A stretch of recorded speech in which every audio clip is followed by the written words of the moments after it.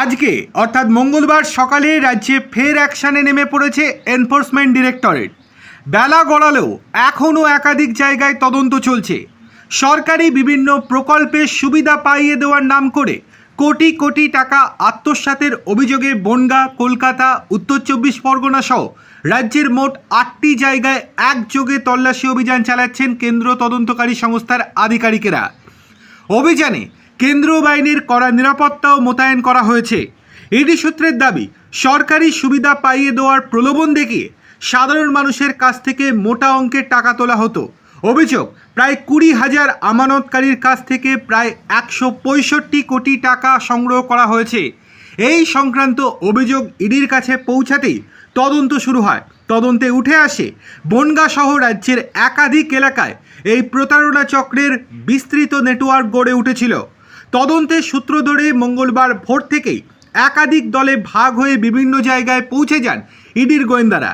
বনগাঁর 4টি ঠিকানায় তল্লাশি চলছে। তার মধ্যে রয়েছে অভিযুক্ত অভিজিৎ বিশ্বাসের বাড়ি এবং তার এক প্রতিবেশীর বাড়িও।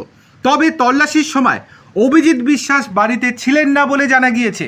বলে রাখা ভালো, এই অভিজিৎ বিশ্বাস হচ্ছে স্থানীয় তৃণমূল নেতা। ভোটের আগে অনেক গরম দেখিয়েছিলেন, সেই সমস্ত ভিডিও ফুটেজও ভাইরাল হয়েছিল।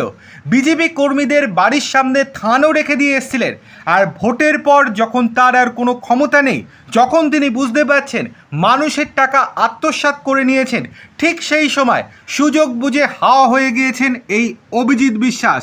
তবে চিন্তা নেই, যে কোনো সময় তাকে ধরে ফেলবে এনফোর্সমেন্ট ডিরেক্টরেট। ইডির প্রাথমিক অনুমান, এই প্রতারণা চক্র পরিচালনায় অভিজিৎ বিশ্বাসের গুরুত্বপূর্ণ ভূমিকা রয়েছে। সেই কারণেই তার আর্থিক লেনদেন, নথিপত্র এবং অন্যান্য তথ্য খতিয়ে দেখা হচ্ছে। স্থানীয়দের দাবি, অভিজিৎ বিশ্বাস দীর্ঘদিন ধরেই এলাকার বাইরে থাকেন, খুব কমই এলাকায় আসেন। ভোটের আগে অনেক দাদাগিরি করেছেন, কিন্তু ভোটের ফল প্রকাশের পর তিনি এলাকা ছাড়া হয়েছেন।